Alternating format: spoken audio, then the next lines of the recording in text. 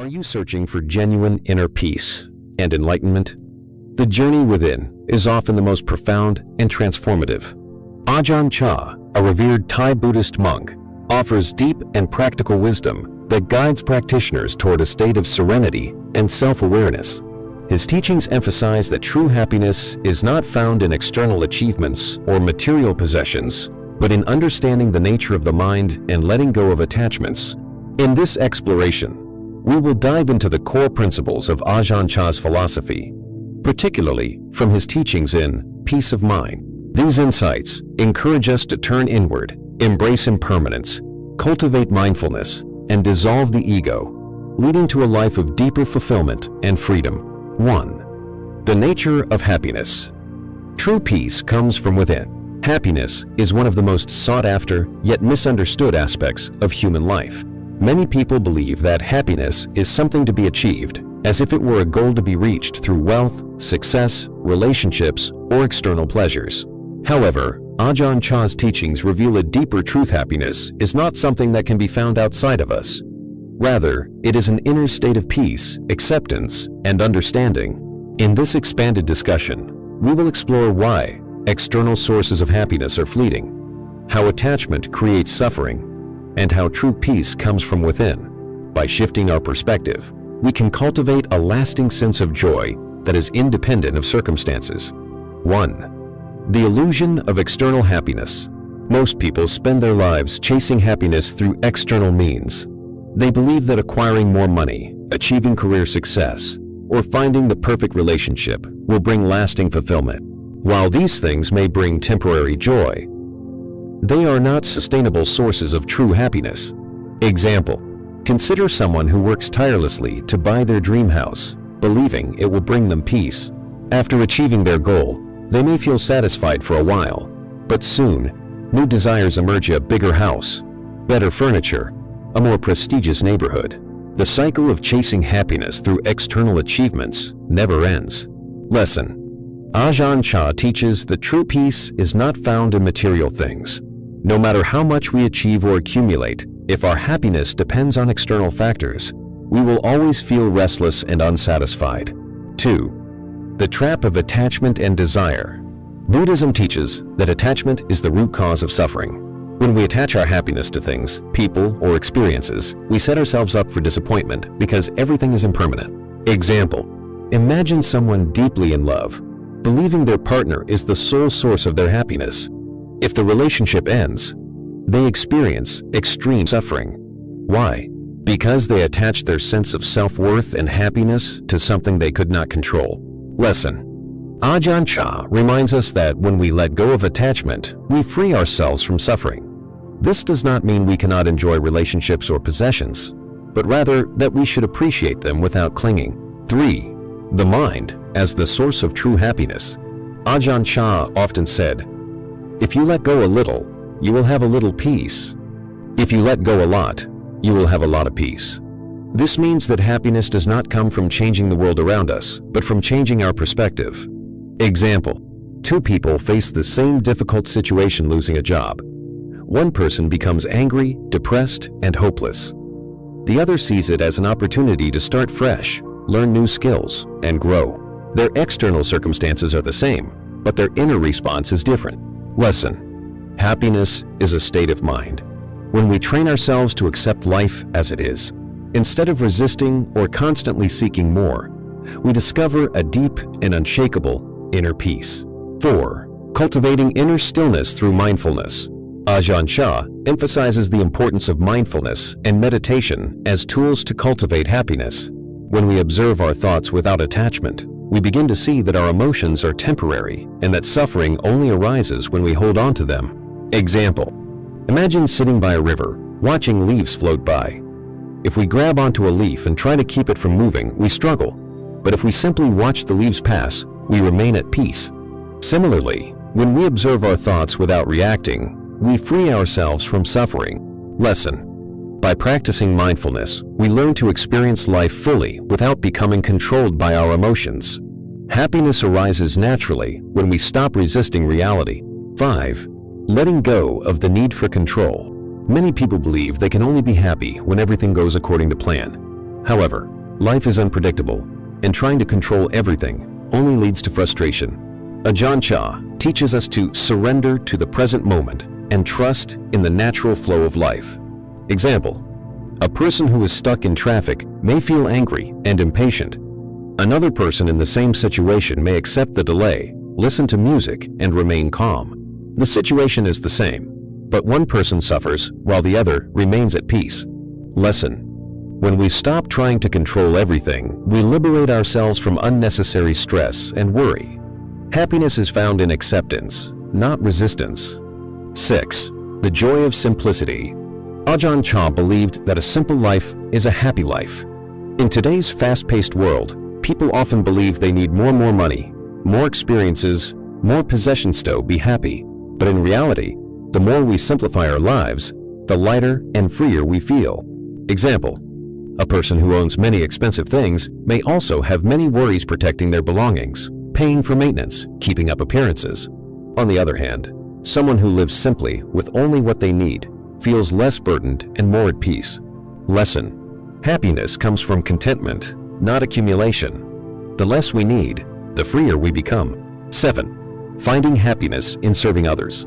True happiness is not just about seeking peace for ourselves, it also comes from helping others. When we shift our focus from self-centered desires to selfless giving, we experience a deeper, more meaningful joy. Example: a person who constantly seeks personal pleasure may feel temporary satisfaction, but eventually they will crave more.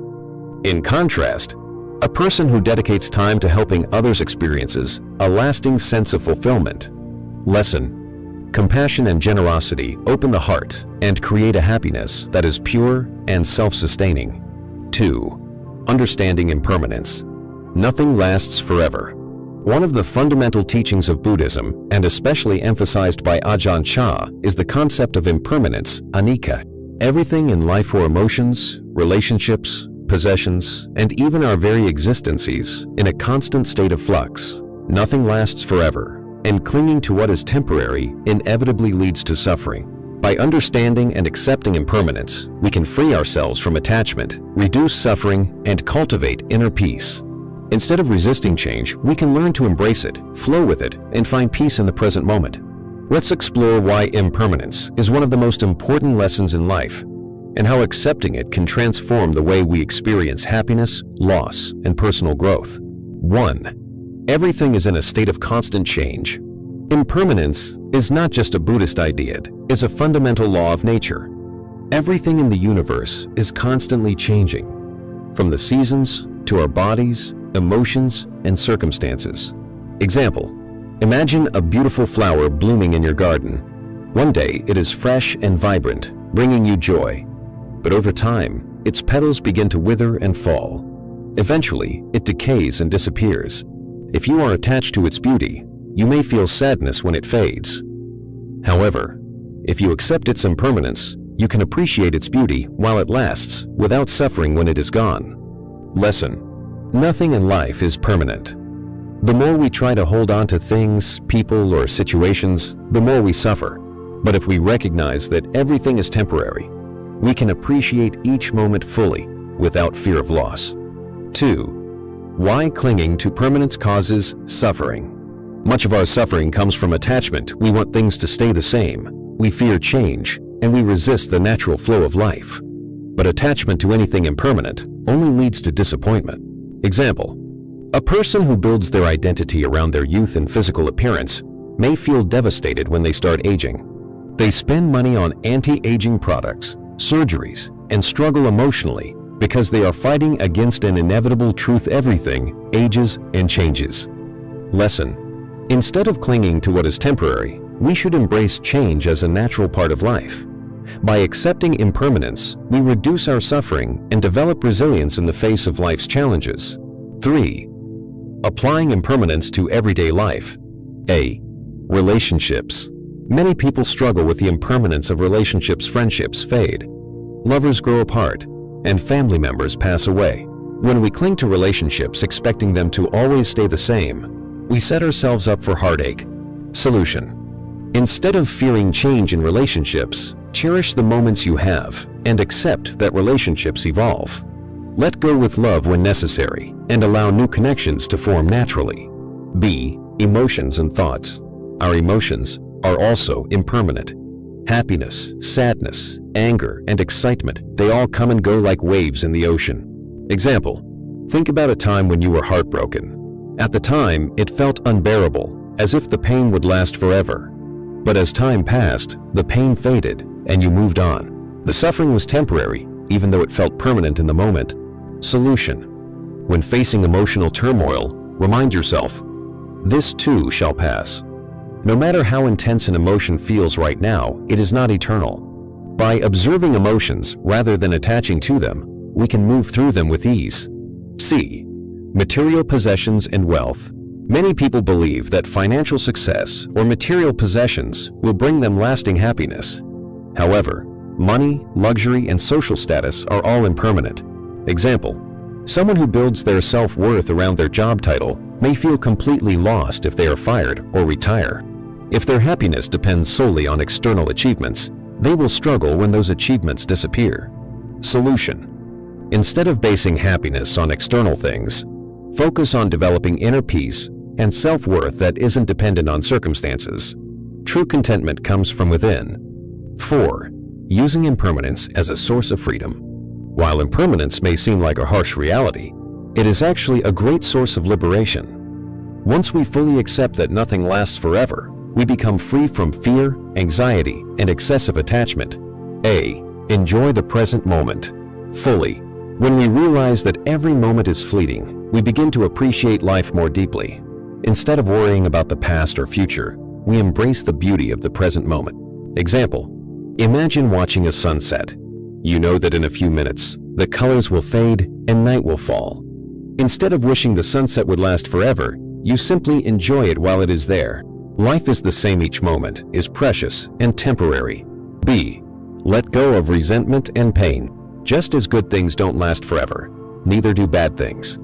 Heartbreak, failures, disappointments, all of them pass with time. Example, someone who was betrayed by a friend may hold on to anger for years, reliving the pain over and over. But if they recognize that everything, including pain, is impermanent, they can let go and move forward with peace. Solution. Forgive, release past wounds, and understand that holding on to suffering only prolongs it. C. Fear of death and loss. Impermanence is most evident in life and death. Many people fear losing loved ones or facing their own mortality. However, death is a natural part of life, just as birth is. Ajahn Chah teaches that instead of fearing death, we should use impermanence as a reminder to live fully. Example, a person who constantly fears losing their loved ones may waste time worrying instead of truly enjoying the moments they have together. By accepting impermanence, they can be fully present and appreciate their relationships more deeply. 5. Practical ways to embrace impermanence. Practice letting go.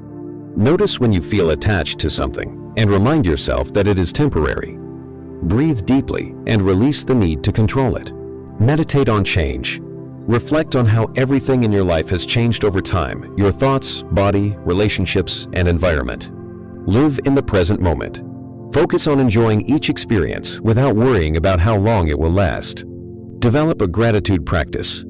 Appreciate the beauty of each moment, knowing it is unique and fleeting. Accept loss with grace. When something ends, acknowledge its impermanence and let it go with gratitude rather than resistance. 3. The power of mindfulness. Observing without attachment. In today's fast-paced world, our minds are constantly jumping between thoughts about the past and worries about the future. We are rarely fully present in the here and now.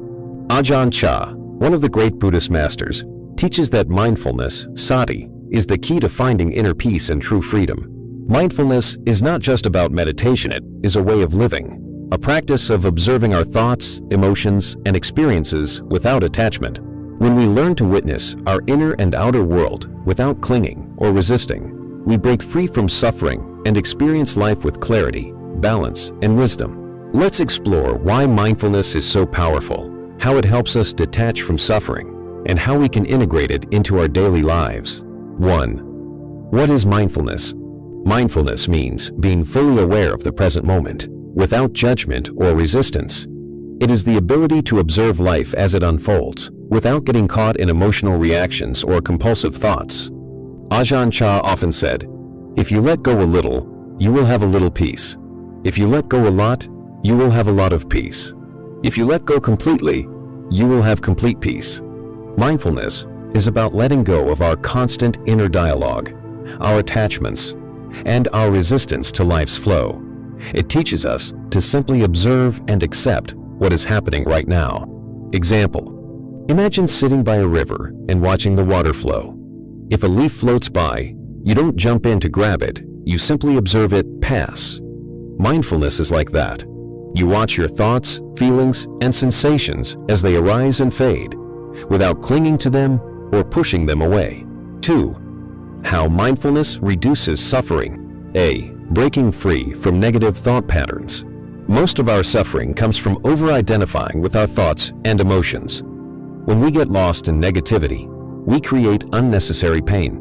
Example: someone insults you, and instead of letting it pass, you dwell on it for hours or even days. You replay the moment in your mind, feel anger rising, and create a story about how unfair life is. With mindfulness, you can observe the thought, "I feel hurt by that comment." Instead of reacting emotionally, you simply notice it, accept it, and let it go. B.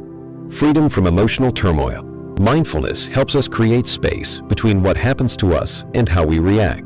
Example: if you feel anger rising, instead of instantly snapping at someone, mindfulness allows you to pause, take a deep breath, and observe the emotion.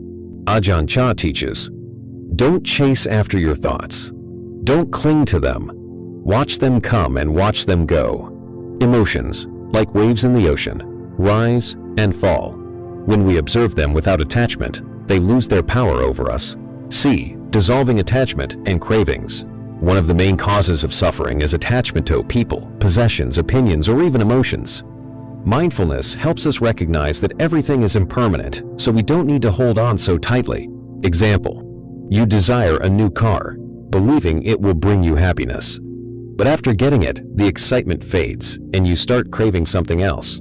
With mindfulness, you observe the craving as it arises and fades, without letting it control you.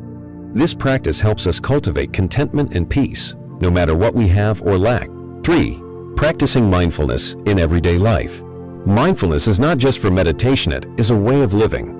Here's how you can apply it in your daily routine. A. Mindful breathing. The simplest way to practice mindfulness is through conscious breathing. How to practice. Take a deep breath in, fully aware of the sensation. Exhale slowly, observing the breath as it leaves your body. Repeat for a few minutes, just observing the rise and fall of your breath. Whenever your mind wanders, gently bring it back to your breath. This simple practice calms the mind and anchors you in the present moment. B. Observing thoughts like passing clouds. Most people assume that they are their thoughts, but mindfulness teaches that we are simply observers of thoughts. How to practice. The next time you notice a thought arise, pause and watch it. Instead of reacting, say to yourself, "This is just a thought, it will pass." Let the thought drift away, like a cloud moving across the sky. With practice, you realize that your thoughts do not define you, they are just mental events passing through. C. Mindful eating. Most people eat while distracted watching television, scrolling on their phones, or rushing through meals. Mindful eating means fully experiencing the taste, texture, and smell of your food. How to practice. Take a bite and chew slowly. Notice the flavors, textures, and sensations. Eat without rushing or multitasking. This simple shift deepens appreciation and turns eating into a meditative practice. D. Being fully present in conversations. Mindfulness can transform relationships by making us more present in conversations. How to practice. Listen with full attention without planning your response. Observe the emotions and body language of the person speaking. Respond thoughtfully, rather than reacting automatically. This practice deepens connection, empathy, and understanding. 4. The role of meditation in mindfulness. While mindfulness can be practiced throughout the day, meditation deepens it. Ajahn Chah often compared meditation to sharpening a knife. The more you practice, the clearer and more focused your mind becomes. How to practice mindfulness meditation. Find a quiet place and sit comfortably. Close your eyes and focus on your breath. Observe your thoughts without engaging with them. If your mind wanders, gently bring it back to your breath. Regular meditation trains the mind to be more present, calm, and aware in daily life. 5. How mindfulness leads to true freedom. Ajahn Chah taught that true freedom comes from inner stillness, the ability to witness life without getting caught in emotional storms, cravings, or fears. Key benefits of mindfulness. And less stress and anxiety. You no longer react impulsively to situations. Deeper self-awareness. You understand your emotions and thoughts without being controlled by them. Greater emotional resilience. Challenges no longer shake you as deeply. More inner peace and joy. You find contentment in the present moment rather than chasing happiness externally. 4. Inner work versus theoretical knowledge. True wisdom comes from experience. In today's world, information is easily accessible. With just a few clicks, we can read books, watch lectures, and listen to spiritual teachings from masters around the world. However, true wisdom does not come from merely knowing concepts, it comes from experiencing them firsthand. Ajahn Chah, a great Thai Buddhist master, emphasized that intellectual understanding of Buddhism, or any philosophy, is meaningless unless it is lived and practiced. Theoretical knowledge may guide us, but real transformation only happens when we apply what we learn in our daily lives. Let's explore why inner work is more important than just collecting knowledge, and how true wisdom comes from direct experience, practice, and self-discovery. 1. The difference between theoretical knowledge and inner work. Theoretical knowledge. Knowing versus understanding. Theoretical knowledge is knowing facts, principles, and teachings. It is information we gather from books, teachers, or discussions. However, knowing something intellectually is very different from truly understanding it on a deep level. For example, you can read 100 books about swimming, but unless you actually get in the water, you will never truly understand what it feels like to swim. The same is true for wisdom. Reading about enlightenment is not the same as experiencing inner peace. Inner work, living the teachings. Inner work is the direct experience of truth through practice, meditation, and self-awareness. It is about transforming the way we think, feel, and respond to life. Ajahn Chah said, "You learn the Dhamma not by memorizing books, but by observing yourself." Inner work requires effort, discipline, and patience. It means going beyond words and theories to cultivate wisdom through real experience. 2. Why theoretical knowledge alone is not enough. A. Knowledge without practice is empty. Many people collect spiritual knowledge without applying it. They can discuss Buddhist teachings, recite quotes, and explain deep philosophies, yet their lives remain filled with stress, anxiety, and suffering. True wisdom is not measured by how much you know, but by how much peace, clarity, and compassion you embody. Example: a person may read books about mindfulness, but still reacts with anger and frustration in daily life. They know mindfulness is important, but they have not trained their mind to be present and calm. B. Direct experience transforms the mind. Ajahn Chah often compared knowledge to food. Reading about food will never fill your stomach, you must eat to be nourished. Similarly, spiritual wisdom is not about collecting ideas, but about integrating them into daily life. Example: a person who meditates every day for a year will gain a deeper understanding of patience, presence, and inner peace than someone who only reads about meditation. Real wisdom comes not from thinking, but from experiencing, feeling, and practicing. C. Overthinking creates confusion.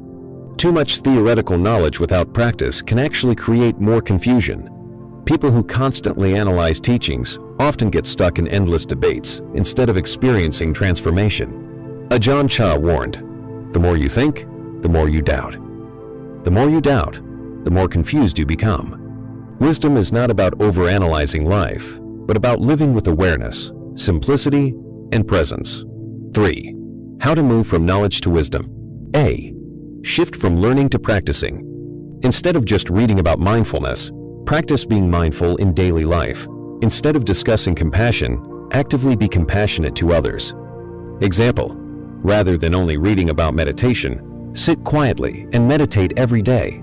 Observe your thoughts, emotions, and sensations directly, Ask yourself, am I applying what I learn? How can I practice what I know? B. Observe yourself with awareness.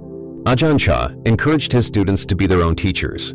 Instead of looking for answers in books, he advised, look at your own mind. The answers are already there. Throughout the day, observe your reactions, emotions, and thoughts. This is how real wisdom develops, not through memorization, but through self-awareness. Example, when faced with criticism, instead of reacting, pause and observe. Why am I feeling hurt? What does this situation teach me about myself? Each moment becomes an opportunity to grow in wisdom. C. Let go of attachment to intellectual understanding. It is easy to become attached to ideas and concepts, thinking that more knowledge means more wisdom. But wisdom is not about accumulating facts, it is about seeing life clearly and responding skillfully. Ajahn Chah often said, if you cling to knowledge, you will suffer. Let go, and you will understand. True wisdom comes from letting go of rigid beliefs, being open, and directly experiencing life as it is. 4. The role of meditation in inner work.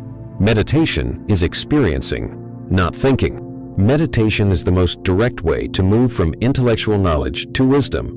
When we meditate, we observe the mind without analyzing it. A.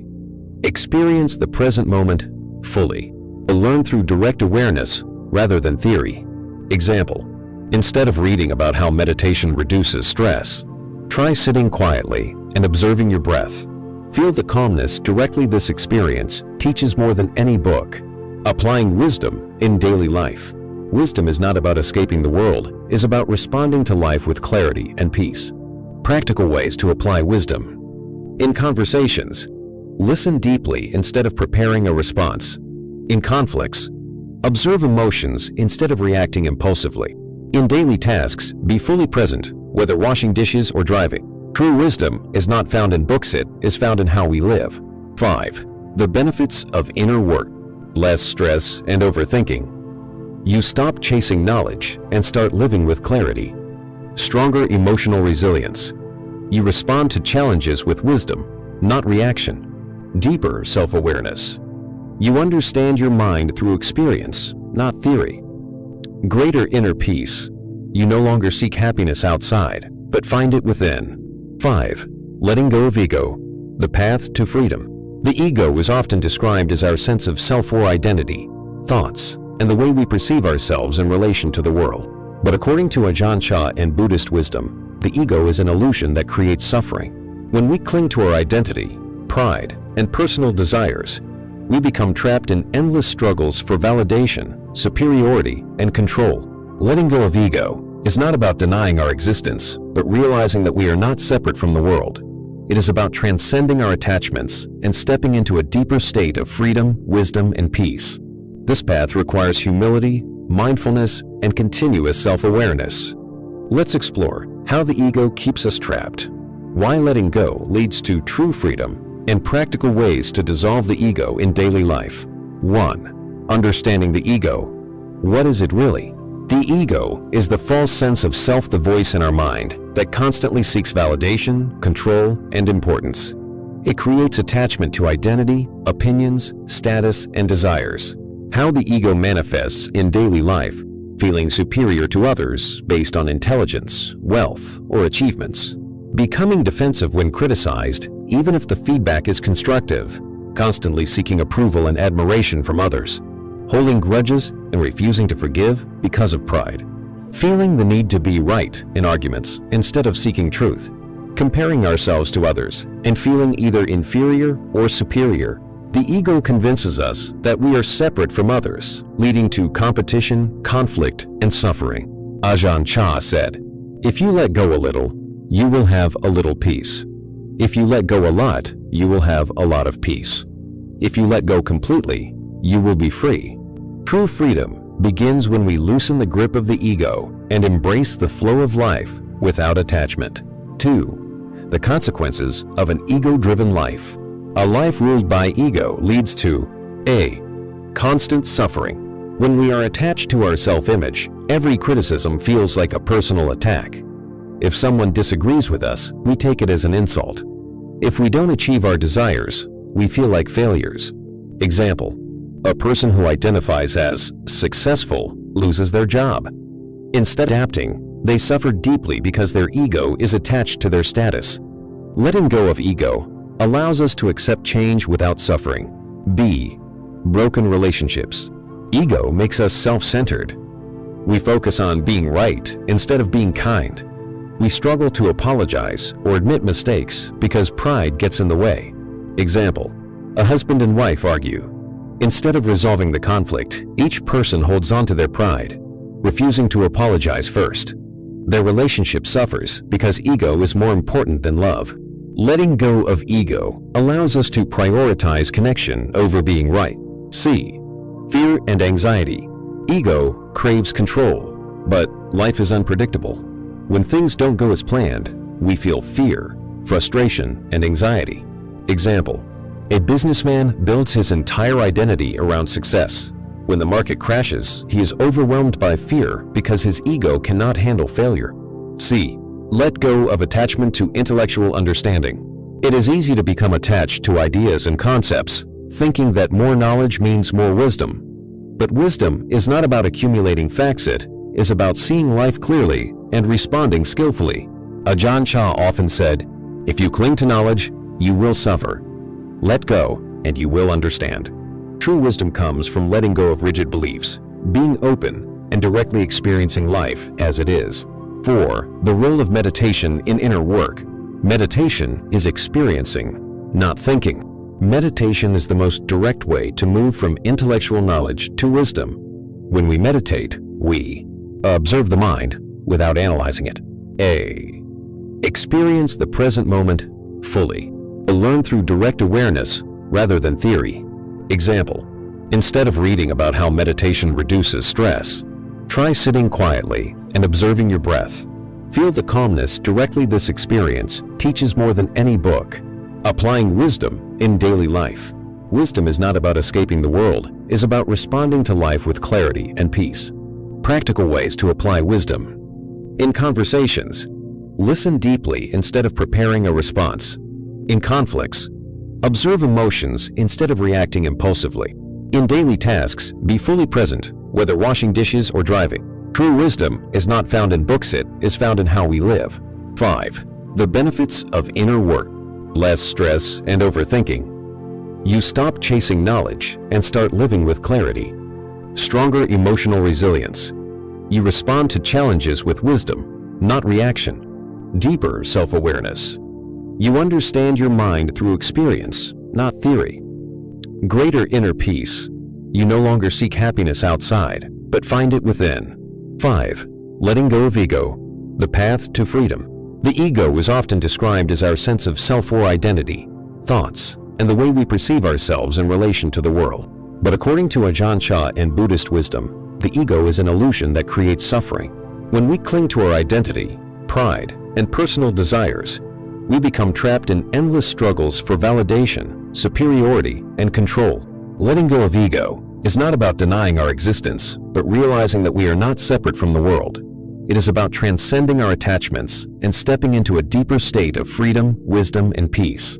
This path requires humility, mindfulness, and continuous self-awareness.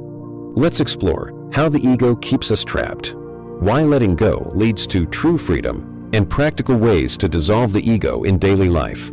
1. Understanding the ego. What is it really?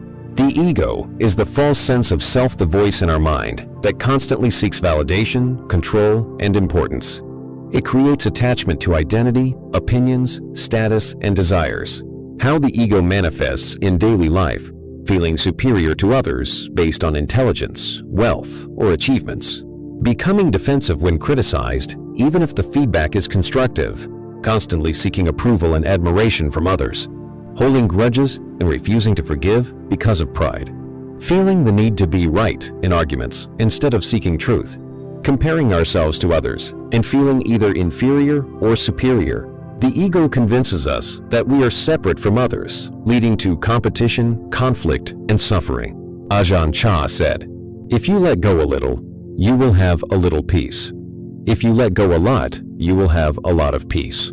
If you let go completely, you will be free." True freedom begins when we loosen the grip of the ego and embrace the flow of life without attachment. 2. The consequences of an ego-driven life. A life ruled by ego leads to A. Constant suffering. When we are attached to our self-image, every criticism feels like a personal attack. If someone disagrees with us, we take it as an insult. If we don't achieve our desires, we feel like failures. Example: a person who identifies as successful loses their job. Instead of adapting, they suffer deeply because their ego is attached to their status. Letting go of ego allows us to accept change without suffering. B. Broken relationships. Ego makes us self-centered. We focus on being right instead of being kind. We struggle to apologize or admit mistakes because pride gets in the way. Example: a husband and wife argue. Instead of resolving the conflict, each person holds on to their pride, refusing to apologize first. Their relationship suffers because ego is more important than love. Letting go of ego allows us to prioritize connection over being right. C. Fear and anxiety. Ego craves control, but life is unpredictable. When things don't go as planned, we feel fear, frustration, and anxiety. Example: a businessman builds his entire identity around success. When the market crashes, he is overwhelmed by fear because his ego cannot handle failure. Letting go of ego brings peace, even in uncertainty. 3. How letting go of ego leads to freedom. When we stop identifying with the ego, we experience A. Inner peace and emotional resilience. Without ego, there is no need to prove ourselves. Criticism, failure, and setbacks no longer disturb our inner peace. Ajahn Chah taught, "Why get upset when someone insults you? Their words are just sounds, passing like the wind. It is your mind that gives them power." Example: imagine someone insults you. Instead of reacting, you smile and let it go. You remain peaceful because you are not attached to your ego. B. True compassion and connection. Ego creates separation. Without ego, we see ourselves in others, leading to genuine compassion. Example: instead of seeing a homeless person as less than you recognize that they too experience pain, loss, and dreams. This realization brings empathy rather than judgment. C. Freedom from fear. When we let go of ego, failure, rejection, and imperfection no longer scare us. We accept life as it is, without resistance. Ajahn Chah compared the ego to a heavy bag we carry. Put it down, and you will feel light and free. Example: a person who lets go of ego no longer fears aging, losing status, or being imperfect. They embrace life fully. 4. Practical ways to let go of ego. A. Practice humility daily. Recognize that you don't need to prove your worth. True confidence comes from humility, not arrogance. How to apply this? Admit when you are wrong. Ask for help without feeling inferior. Listen more than you speak. Treat everyone with equal respect. B. Observe your thoughts without attachment. Ajahn Chah encouraged self-awareness. When ego-based thoughts arise, observe them without reacting. Exercise. When you feel defensive or superior, pause. Ask yourself, is this my ego reacting? Let the thought pass without clinging to it. With practice, the ego loses its power over you. C. Meditate on impermanence. Ego thrives on attachment to identity, achievements, and possessions. But nothing lasts forever. Reflection. Think of a past failure.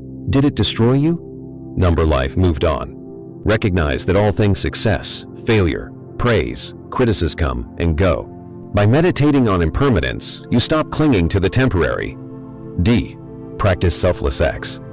Ego seeks personal gain. By helping others without expecting anything in return, we weaken the ego's grip. Examples: compliment someone sincerely, help someone anonymously, give without expecting praise. These actions shift our focus from self-centeredness to selflessness. 5. The ultimate truth. There is no self to protect. Ajahn Chah's most profound teaching was, there is no permanent self-only changing thoughts, emotions, and experiences. When we realize this truth, we no longer defend, compare, or control. We simply live in peace. Final reflection. What parts of your identity do you cling to?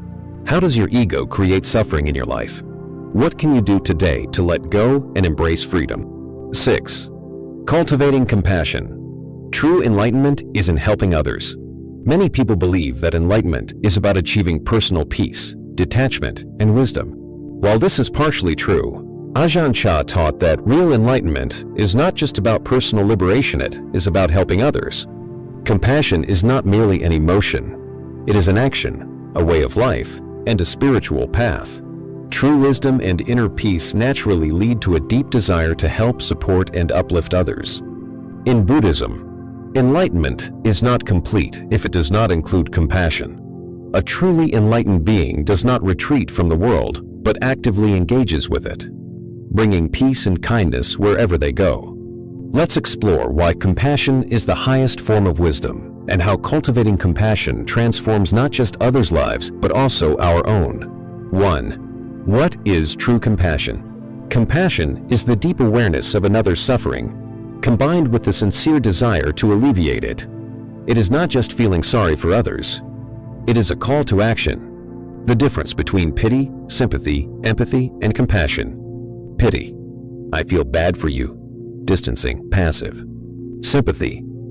I understand how you feel. Acknowledging suffering. Empathy.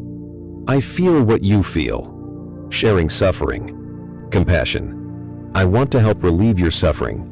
Actively helping. Ajahn Chah said, "When the heart is truly open, it does not hesitate to give. It sees no separation between self and others." True compassion means seeing all beings as part of ourselves and realizing that their suffering is our suffering. 2. Why compassion is the ultimate expression of enlightenment. A. The illusion of separation. The ego convinces us that we are separate individuals, that my happiness is separate from yours. However, when we cultivate compassion, we break this illusion and recognize that all beings are interconnected. Example. A tree does not keep oxygen for itself. It gives freely. Likewise, a truly enlightened person does not keep wisdom and peace. For themselves, they share it generously. B. Compassion reduces suffering for everyone. Buddhism teaches that life is suffering dukkha. The most direct way to lessen suffering is through compassion. Example. A kind word to someone in distress can change their entire day. A small act of generosity can relieve another's pain and bring joy to both the giver and the receiver. Ajahn Chah emphasized, if you let go of selfishness and live for others, you will find that your own suffering disappears. C. Compassion heals the heart. When we focus only on our own problems, they seem overwhelming. But when we help others, we shift the focus away from ourselves, and our personal burdens become lighter. Example. Imagine a person struggling with depression who begins volunteering at a shelter. By helping others, they find a sense of purpose, connection, and fulfillment. Helping others is not just a duty, it is a path to our own healing and peace. 3. How to cultivate compassion in daily life. A. Practice deep listening. Many people suffer because they feel unheard. True compassion begins with listening without judgment. How to apply. When someone speaks, listen with full attention. Avoid thinking about your response, just be present. Validate their feelings without immediately offering solutions. Ajahn Chah said, "The greatest gift you can give someone is your full presence." B. See others as extensions of yourself. Instead of seeing me and them, recognize that all beings share the same struggles, fears, and hopes. Reflection exercise. Think of someone you dislike. Ask yourself, what pain might they be carrying? Imagine yourself in their situation. How would you want to be treated? Offer them silent compassion instead of judgment. When we stop seeing enemies and start seeing hurting people, our natural response becomes kindness, not hostility. C. Practice small acts of kindness. Compassion does not require grand gestures. Small, consistent acts of kindness create a ripple effect. Examples. Smile at a stranger. Help someone carry groceries. Offer words of encouragement to someone struggling. Donate to a cause that helps the needy. Ajahn Chah taught, do not wait for the right moment to be kind. The right moment is always now. D. Meditate on loving kindness. Metta meditation. Metta meditation is a powerful Buddhist practice that helps cultivate compassion for oneself and others. How to practice metta meditation. Sit comfortably and close your eyes.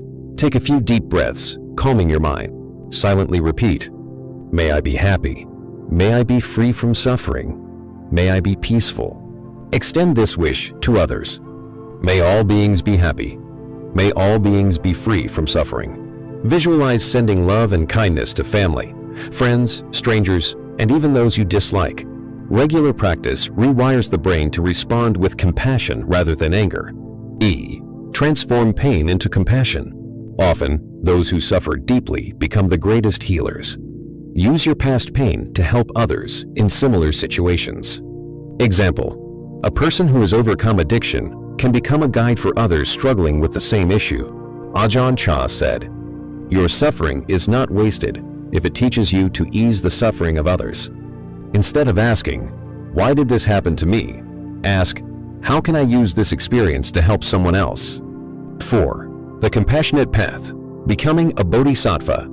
In Mahayana Buddhism, bodhisattvas are enlightened beings who delay their own final liberation, nirvana, to help others awaken. Ajahn Chah believed that we all have the potential to embody the bodhisattva spirit. We may not wear robes or live in monasteries, but we can. O. Practice kindness. Daily. Be present for others. O. Reduce suffering whenever possible. D. Offer wisdom and love freely. Compassion is not a weakness, it is the greatest strength. It is not self-sacrifice, but self-expansion. 5. Final reflection. Becoming a light for others. Ajahn Chah's teachings remind us, happiness does not come from what you get, but from what you give. True enlightenment is not in isolation, but in service. Compassion is the highest form of wisdom. When we lift others, we rise too. Take a moment to reflect. Who in your life needs compassion today? How can you actively help someone this week? What small act of kindness can you offer right now? Challenge. Today, practice one act of pure compassion without expecting anything in return. See how it transforms not just the other person, but also yourself. 7. Silence and simplicity. The art of letting go. In a world overflowing with noise, distractions, and complexity, true peace is found in silence and simplicity. Ajahn Chah, one of the most respected Buddhist teachers, emphasized that letting go is the key to liberation. He taught that clinging, whether to thoughts, emotions, possessions, or identities, is the root of suffering. To free ourselves, we must embrace silence and simplicity, learning to live with less attachment, less distraction, and more presence. When we do this, our hearts become lighter, our minds become clearer, and our souls find true peace. This principle of letting go is not about abandoning responsibilities, it's about releasing what no longer serves us and living with intention, clarity, and mindfulness.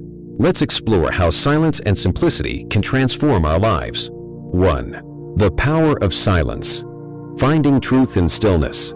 A. Silence is the gateway to inner wisdom. Ajahn Chah taught that the mind is like a glass of muddy water. If you keep stirring it, it remains cloudy. But if you let it sit still, the dirt settles and the water becomes clear. Example: if we are always talking, always consuming information, always reacting, we cannot hear our inner wisdom. But when we embrace silence, our thoughts settle and truth reveals itself naturally. Practice.